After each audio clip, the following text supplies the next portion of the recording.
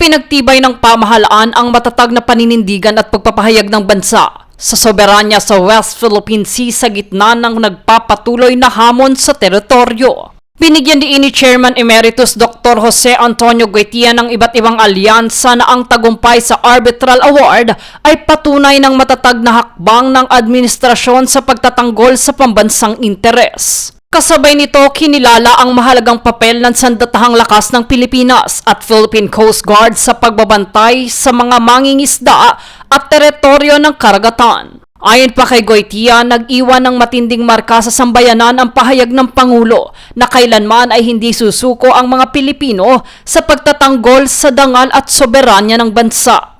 Aniya, sa pamamagitan ng pagkakaisa para sa ekonomiya, tapat na pamamahala at matibay na pandaigdigang patakaran ay pinatutunayan ng bansa na magkakaugnay ang kaunlaran at ang ganap na pagtatanggol sa mga teritoryo nito.